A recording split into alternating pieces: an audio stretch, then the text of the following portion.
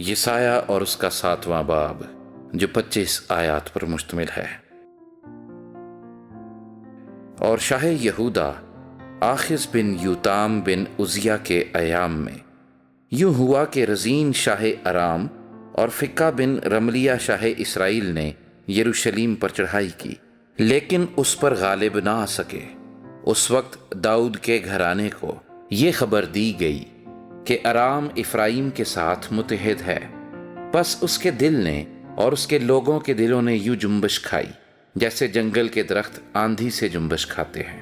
تب خداوند نے یسایہ کو حکم کیا کہ تو اپنے بیٹے شیار یاشوب کو لے کر اوپر کے چشمے کی نہر کے سرے پر جو دھوبیوں کے میدان کی راہ میں ہے آخذ سے ملاقات کر، اور اسے کہہ خبردار ہو اور بے قرار نہ ہو، ان لکٹیوں کے 2 دھوئیں والے ٹکڑوں سے، یعنی ارامی رزین اور رملیہ کے بیٹے کی قہر انگیزی سے نہ ڈر اور تیرا دل نہ گھبرائے، چونکہ ارام اور افرائیم اور رملیہ کا بیٹا تیرے خلاف مشورت کر کے کہتے ہیں کہ آؤ ہم یہودا پر چڑھائی کریں اور اسے تنگ کریں اور اپنے لیے اس میں رکھنا پیدا کریں اور تابیل کے بیٹے کو اس کے درمیان تخت نشین کریں۔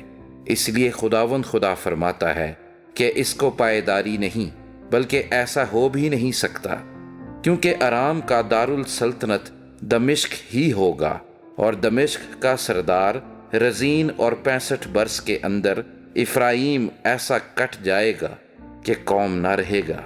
افرائیم کا بھی دارالسلطنت سامریہ ہی ہوگا، اور سامریہ کا سردار رملیہ کا بیٹا۔ اگر تم ایمان نہ لاؤ گے تو یقیناً تم بھی قائم نہ رہو گے۔ پھر خداوند نے آخذ سے فرمایا، خداوند اپنے خدا سے کوئی نشان طلب کر، خواہ نیچے پاتال میں خواہ اوپر بلندی پر۔ لیکن آخذ نے کہا کہ میں طلب نہیں کروں گا اور خداوند کو نہیں آزماؤں گا۔ تب اس نے کہا، اے داؤد کے خاندان، اب سنو، کیا تمہارا انسان کو بیزار کرنا کوئی ہلکی بات ہے کہ میرے خدا کو بھی بیزار کرو گے؟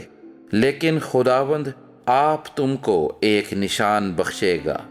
دیکھو، ایک کنواری حاملہ ہوگی اور بیٹا پیدا ہوگا، اور وہ اس کا نام ایمانویل رکھے گی۔ وہ دہی اور شہد کھائے گا جب تک کہ وہ نیکی اور بدی کے رد و قبول کے قابل نہ ہو۔ پر اس سے پیشتر کہ یہ لڑکا نیکی اور بدی کے رد و قبول کے قابل ہو، یہ ملک جس کے دونوں بادشاہوں سے تجھ کو نفرت ہے ویران ہو جائے گا۔ خداوند تجھ پر اور تیرے لوگوں اور تیرے باپ کے گھرانے پر ایسے دن لائے گا جیسے اس دن سے جب افرائیم یہودا سے جدا ہوا آج تک کبھی نہ لایا، یعنی شاہ اسور کے دن۔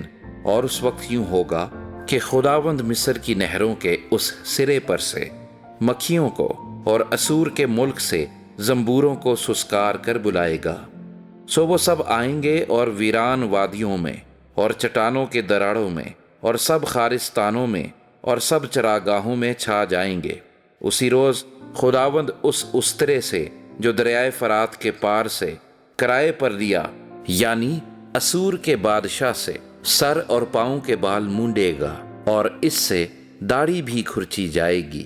اور اس وقت یوں ہوگا کہ آدمی صرف 1 گائے اور 2 بھیڑیں پالے گا، اور ان کے دودھ کی فراوانی سے لوگ مکھن کھائیں گے، کیونکہ ہر ایک جو اس ملک میں بچ رہے گا مکھن اور شہد ہی کھایا کرے گا۔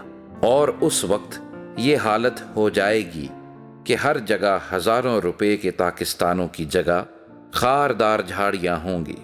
لوگ تیر اور کمانے لے کر وہاں آئیں گے، کیونکہ تمام ملک کانٹوں اور جھاڑیوں سے پر ہوگا، مگر ان سب پہاڑیوں پر جو کدالی سے کھودی جاتی تھیں، جھاڑیوں اور کانٹوں کے خوف سے تو پھر نہ چڑھے گا، لیکن وہ گائے بیل اور بھیڑ بکریوں کی چراگاہ ہوں گی۔